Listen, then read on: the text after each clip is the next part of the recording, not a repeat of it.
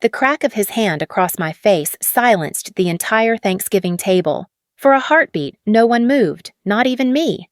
Daniel smirked, certain he had won. His power, his money, his family all backing him. Humiliation burned, but beneath it, rage simmered. I saw greed in his eyes, pride oozing from every gesture, the arrogance of a man who believed I was his possession. He thought I was weak. He thought I was trapped. But then Emma stepped forward, clutching her tablet. Her voice cut through the suffocating silence. "You should hear this now." His face turned white. For years, I told myself I was lucky. Daniel was handsome, polished, the kind of man who commanded a room with nothing more than his smile. He came from a family that looked like they had stepped out of a glossy magazine. His mother Evelyn with her pearls and perfect posture, his siblings who all carried themselves like royalty at a court dinner. When I married into the Carters, I thought I had stepped into a dream. A beautiful home, financial security, a husband who told me I was his world. But dreams rot quickly when they are built on lies. It started so subtly that I almost missed it. The compliments that were really criticisms. "You're stunning, Liv, but maybe try to lose 5 pounds. It would make that dress perfect." "I just want you to be better." Words sugar-coated but sharp enough to pierce. Then came the money. "I'll handle the finances," Daniel told me one night, his tone gentle but final. "You shouldn't have to stress over bills." At first, I believed him. Who wouldn't want to be taken care of? But weeks passed, and suddenly my credit card declined at the grocery store. When I asked him about it, he kissed my forehead and said, "Don't worry, I'll transfer more when you need it." When I need it. Those words echoed like a chain snapping shut. Soon, my friends stopped calling, or rather, I stopped answering. Daniel always had a reason. Why waste time with them when you have Emma and me? They don't understand our life. He framed it as love, as protection. Slowly, my world shrank until the walls of our home felt like a gilded cage. I remember sitting on the patio one evening, staring out at the manicured garden, and realizing that even the flowers seemed arranged by Daniel's control. Everything perfect. Everything suffocating. I whispered to myself, if everything is so perfect, why do I feel so lost? That was the first crack. I began keeping a secret journal hidden beneath loose floorboards in the bedroom closet. Every slight remark, every time he tightened his grip on my life, I wrote it down. Daniel called me careless today when I asked about the missing $500. He said I'm imagining things when I noticed lipstick on his collar. He told Emma I was too emotional to be trusted. The ink smeared with tears more than once, but writing kept me sane. It gave me proof, if only to myself, that I wasn't crazy. Then one afternoon, while Daniel was showering, his phone lit up on the nightstand. A name I didn't recognize. I shouldn't have looked, but something in my gut screamed at me. I opened the email. Last night was amazing. Can't wait for next weekend. She has no idea. My breath caught in my throat. For a moment, the room spun. I wanted to scream, to throw the phone at him and demand the truth, but I didn't. Instead, I copied the email to my own account, my hands trembling, heart racing. I shut the phone off and placed it exactly where it had been. When Daniel came out, towel around his waist, flashing me that easy smile, I forced mine back, swallowing bile. That night, as Emma sat on the floor coloring, I watched her little hands move across the page and wondered what kind of world I was creating for her. She looked up suddenly, her eyes serious in a way no child's should be. "Mom," she whispered, "Dad says you'll never leave him. He says you're too weak." I froze. "When did he say that?" Her lips trembled. "On the phone. I heard him." I felt something deep inside me shift. It wasn't just betrayal anymore. It was humiliation. It was Daniel parading his arrogance even in front of our daughter. He didn't just betray me. He mocked me. He believed I was powerless, trapped forever in his grasp. That night, when the house was quiet, I opened my journal and wrote one final line for the day. He thinks I'm weak. He has no idea what I'm capable of. And as I closed the book, a strange calm washed over me. For the first time, I wasn't just documenting pain. I was building a case, brick by brick, word by word. And one day, I promised myself, those words would bring him down. The night after Emma's whispered confession, I knew I could no longer afford to simply endure. The journal alone wasn't enough. Words could be twisted, feelings dismissed. If I wanted to break free and make Daniel answer for every humiliation, I needed undeniable proof. I bought a cheap second phone in cash from a store miles away, tucking it deep inside my purse. On it, I downloaded a recording app, one that ran silently in the background. I told myself I was simply preparing, but the truth was darker. I was declaring war, silently, strategically. The first time I used it, Daniel had come home drunk, his tie crooked, cologne masking another woman's perfume. He stumbled into the kitchen, muttering insults about how I never kept the house clean enough, how I should be grateful he provided everything. His words slurred, but they carried venom. I set the phone on the counter, screen dark, while pretending to scrub a plate. Every cruel word etched itself into the digital memory. My hands trembled, but my face wore a smile. From then on, I recorded everything. I slipped the phone into my coat pocket during arguments, placed it near the bed when he ranted late at night. Sometimes I managed to capture more than I expected, like the night he called someone named S and boasted about how easily he controlled me. His laugh was a dagger, but hearing it preserved gave me something new. Power. I went further. While Daniel showered, I copied financial documents from his office onto a small USB. Transfers to accounts I didn't know existed. Payments to luxury hotels. Receipts that told a story of betrayal more vivid than any confession. My heart pounded so loudly I thought it would betray me. One night, as I pulled the USB free from his laptop, the screen flickered to life. Daniel stirred in bed, his head lifting. "Olivia?" he mumbled, voice thick with sleep. I froze, the USB burning in my hand. "Just getting some water," I whispered. My throat was dry as sand. His head dropped back onto the pillow, but for the rest of the night I sat awake in the dark, convinced he knew. By day, I performed the role he demanded, the smiling wife, attentive mother, a perfect piece of his picture-perfect life. I laughed at his jokes, held his arm at dinners, let him guide conversations. Inside, my heart was a storm, but I showed him sunshine. Still, I knew I couldn't fight this battle alone. That's when I remembered Richard, a lawyer who once worked for my family years ago. He had owed my father a favor that had never been called in. Quietly, I reached out. We met in a small cafe on the other side of town, where I slid him the USB and whispered the truth. His eyes widened as he scrolled through the files, his voice low but firm. "You're not crazy, Olivia. This is enough to start." That meeting gave me courage. I scheduled sessions with a therapist, someone who helped me peel back the layers of doubt Daniel had planted in my mind. For the first time in years, I began to trust my instincts again. Every word Daniel had used to crush me, weak, emotional, paranoid, lost its hold when spoken aloud in the safe quiet of that office. And Emma, my sweet Emma. I wanted to shield her, to keep her out of the storm, but she was sharper than I realized. One night, she crept into my room with her tablet, showing me a video she had secretly recorded. Daniel shouting at me, his face red with rage, veins bulging in his neck. I should have scolded her for being involved, but instead, tears filled my eyes. She wasn't just my daughter, she was my ally, my quiet, courageous ally.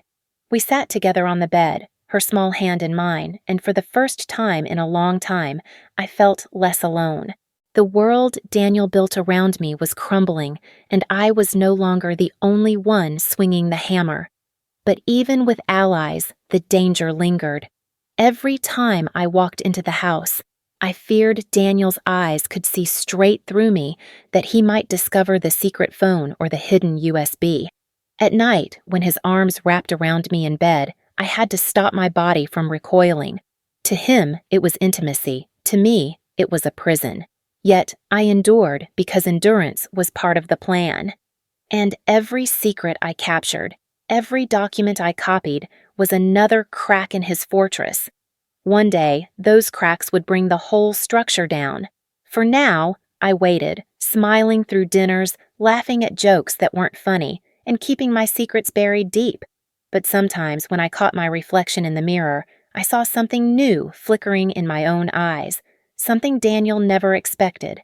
Strength. And strength, I realized, was the sharpest weapon of all. Patience became my sharpest weapon, though it was also the hardest to wield. For months, I carried the weight of evidence in secret, tucking files and recordings away like hidden daggers. Every day, I woke beside Daniel. Every evening, I smiled at him across the dinner table, and every night I rehearsed the moment when all of it would shatter. There were nights when the pressure felt unbearable. I would lock myself in the bathroom, sink to the cold tile floor, and let the tears fall. Emma would sometimes knock softly, slip inside, and crawl into my lap. Her arms around my neck, her small body pressed against mine, became the only anchor that kept me from breaking. "It's okay, Mom," she whispered once, her voice so steady it almost broke me more than the cruelty of Daniel ever had. "We're going to be okay." I wanted to scream, to throw open the door, march into Daniel's study, and slam every piece of evidence down on the desk. I wanted to watch his smug composure crack, to see him stripped of the power he flaunted so easily. But each time that fire rose, I forced it down. "Not yet," I whispered into the darkness. "Not yet. If I strike too soon, he'll bury me. I need to win completely." So I endured, performing the role of dutiful wife while sharpening my case behind the scenes. Daniel, arrogant as ever, didn't suspect. He saw me as weak, and that blindness was my advantage. But patience required more than waiting. It demanded vigilance. I studied him like a predator studies prey, the way his smile widened when colleagues praised him, how his voice softened in public only to sharpen into knives once the doors were closed. He obsessed over appearances, his pressed suits, the gleam of his watch, the curated charm of our family photographs. If a speck of dirt clung to the image he projected, he would rage for hours. I noted every pattern, every tick. When he lied, he touched the side of his nose. When he feared exposure, he clenched his jaw. His entire existence revolved around a single fragile currency: reputation. To destroy him, I wouldn't need to strike his body or even his wallet. I only needed to expose his truth in the one place he valued most, under the watchful eyes of those whose approval fed his pride. His mother Evelyn was no different. Her life revolved around appearances. She sat in her mansion like a queen, draped in pearls, sipping wine and worrying more about gossip than her son's violence. Once, after Daniel shouted at me during dinner, she leaned over and murmured, "Keep your voice down, Olivia. You'll embarrass the family." In that moment, I understood her weakness was not love for her son, but fear of scandal. I knew then that the battlefield had to be public. Quiet accusations would be buried, denials spun into more chains around me. But humiliation, undeniable and witnessed, that would be lethal. I was ready to wait as long as necessary. And yet patience was tested in ways I hadn't prepared for. One evening, Daniel strolled into the living room, his smile slick and practiced, a glass of whiskey swirling in his hand. "Olivia," he said casually, as though announcing the weather. "I've been thinking. Emma needs culture, exposure. I'm planning a trip. Europe, just the two of us."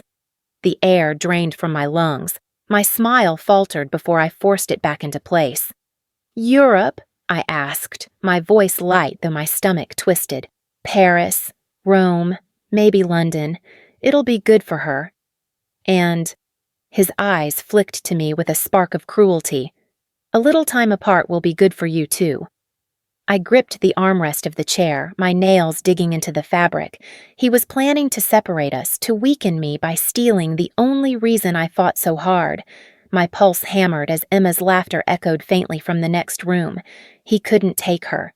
Not yet. Not ever. That night, I didn't cry on the bathroom floor. I sat on the edge of my bed, staring into the mirror, memorizing the face that stared back. My eyes weren't the same ones that had entered this marriage years ago. They were harder now, sharper. and for the first time, I knew with absolute certainty. The waiting was nearly over. The strike had to be public. It had to be devastating. It had to happen where Daniel's empire of appearances stood tallest.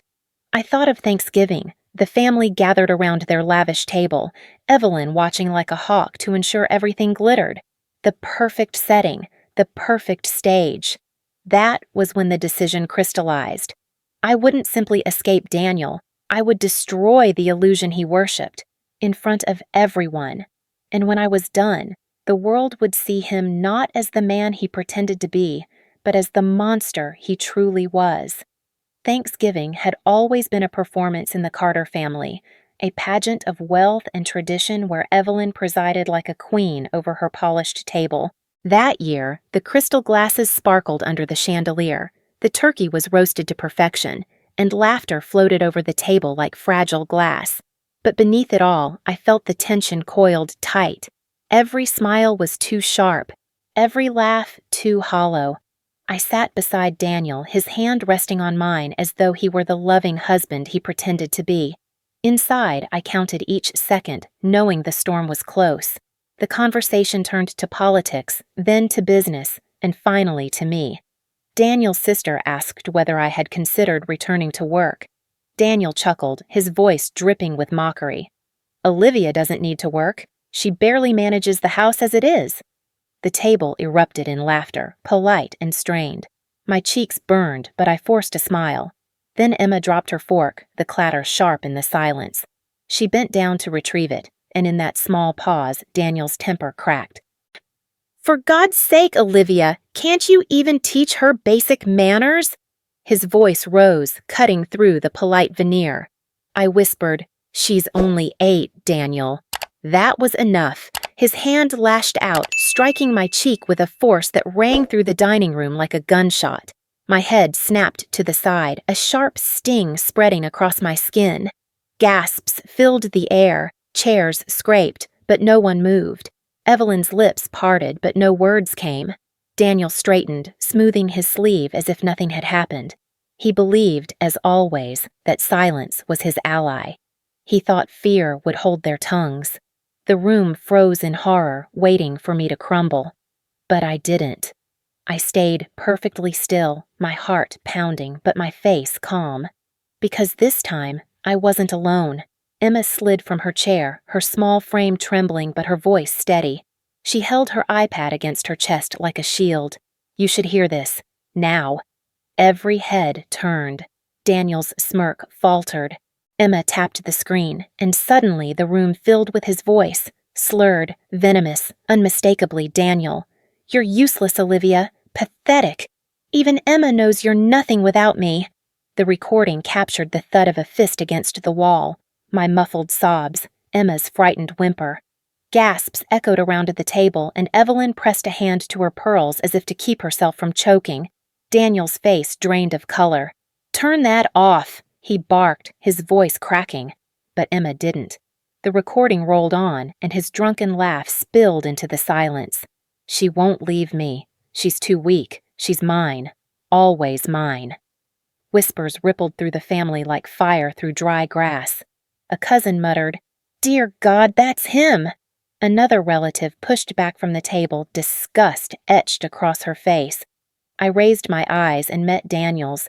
For years I had avoided that gaze, cowering under its weight.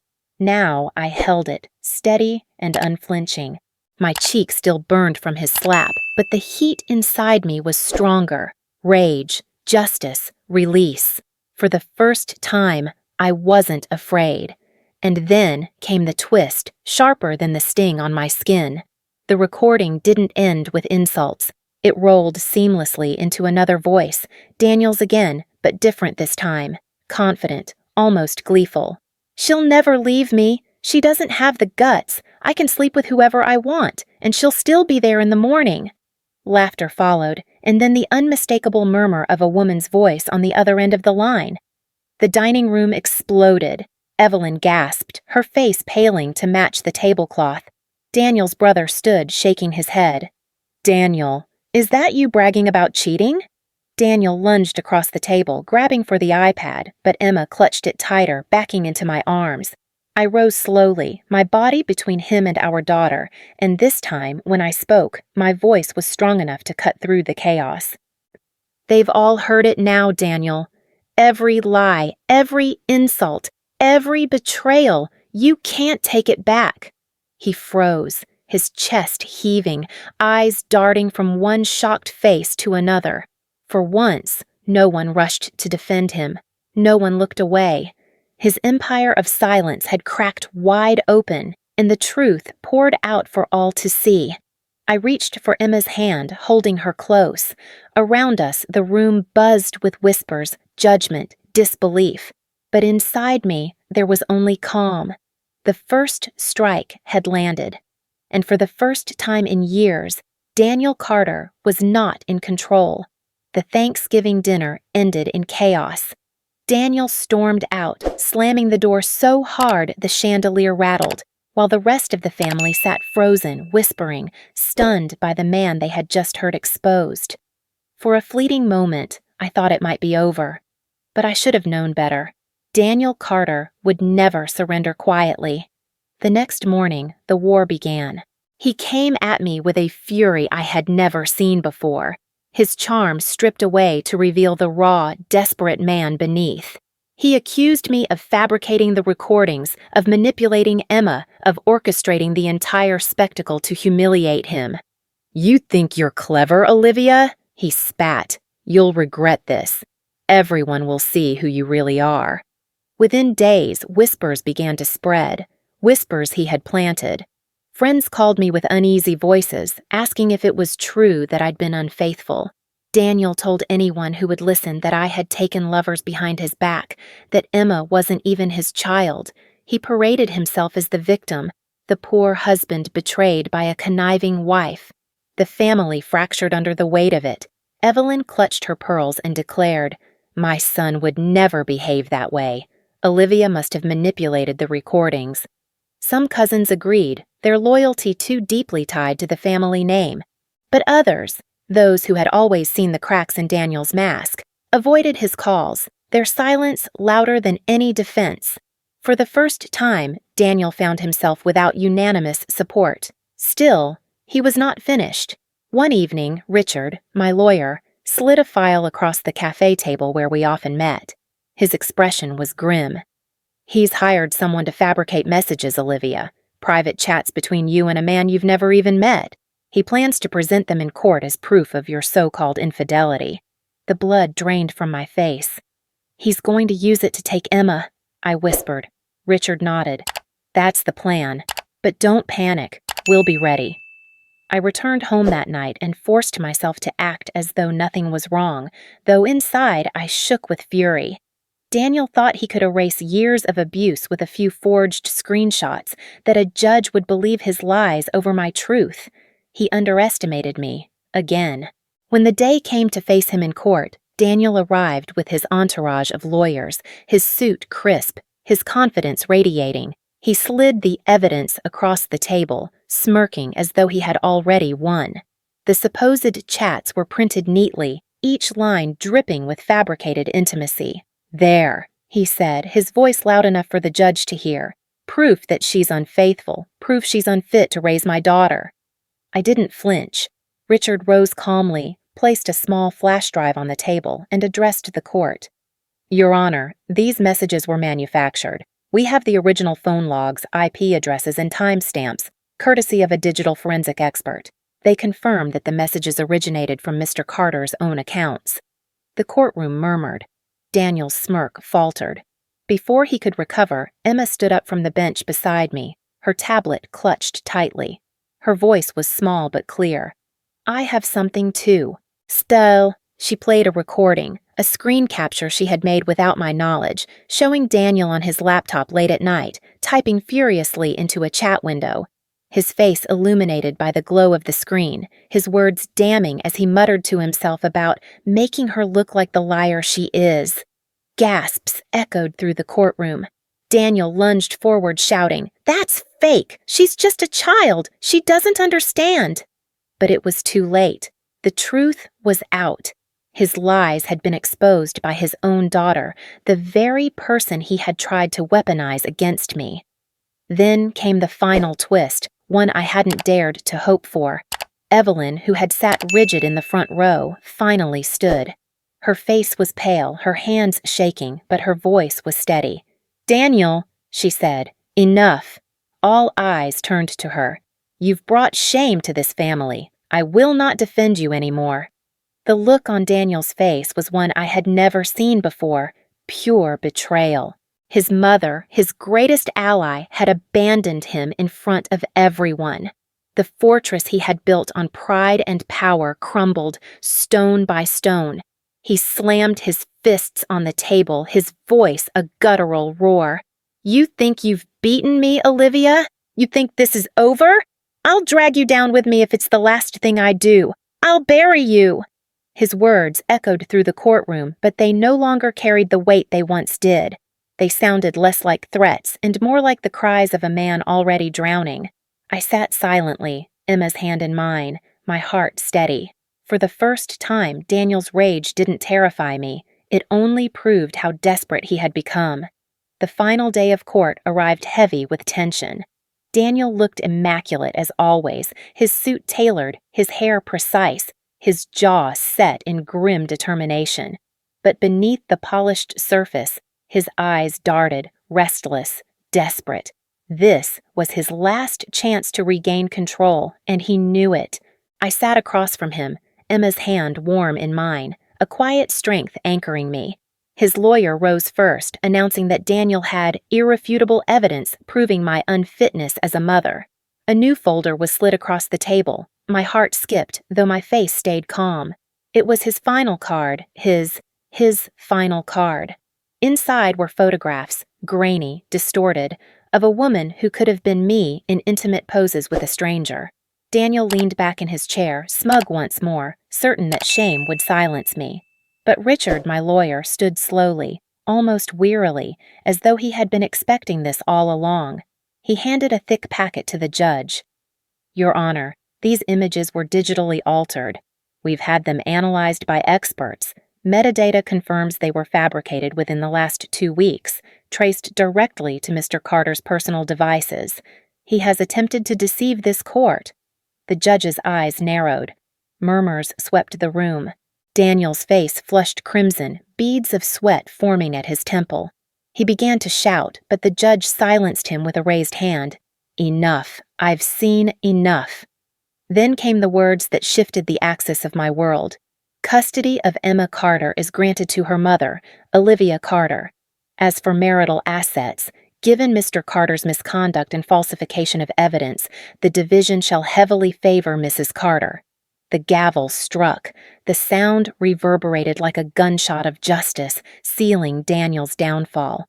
My knees nearly buckled, not from fear this time, but from the release of years of torment. Emma squeezed my hand tighter, her small smile trembling but radiant. And then, as if fate wanted to etch his humiliation in stone, the final twist arrived. A woman rose from the back of the courtroom, her heels clicking against the floor like a drumbeat. Her face was pale, her voice sharp. "Your Honor, I need to be heard. My name is Sarah Mitchell. I was involved with Daniel Carter. He promised me money, influence, protection, but he lied. He threatened me when I tried to leave. I have recordings." She lifted her phone, her hands steady. "If anyone doubts what he's capable of, here is more proof." The room exploded in gasps. Cameras clicked. Daniel's world collapsed in real time. He sank into his chair, shoulders sagging, head bowed. For the first time, I saw not the tyrant who had haunted my life, but a broken man stripped of power. His fists clenched, but his voice was gone. When the bailiff touched his shoulder, he didn't resist. I watched him there, small and silent, and felt nothing but release. He had vowed to bury me, but he was the one left buried in shame. When Emma and I walked out of that courthouse, the sunlight was dazzling. It felt like stepping into a new world. We moved into a modest house on the edge of town, nothing like the mansion I once thought was security. But the walls glowed with light, Laughter filled the rooms, and freedom hummed in every breath. I started fresh. I poured my energy into a small business idea I'd once been too afraid to pursue, something that belonged entirely to me. Each step was shaky, but each step was mine. For the first time in years, I didn't feel watched, measured, or controlled. I felt alive. At night, Emma and I cooked together in our tiny kitchen. She chopped vegetables clumsily, giggling as pieces flew off the board. I stirred the pot, humming softly. We sat down at the table, just the two of us, no audience, no judgment, and ate until our stomachs hurt from laughing. One evening, as the sun dipped low, painting the kitchen in gold, Emma leaned across the table. "Mom," she whispered, "we did it." I smiled, tears stinging my eyes, and reached across to squeeze her hand. "Yes, sweetheart, we did." Later that night, as I tucked her into bed, I whispered into the quiet, the words a promise etched in stone. No one will ever control our lives again. And for the first time, I believed it with every fiber of my being.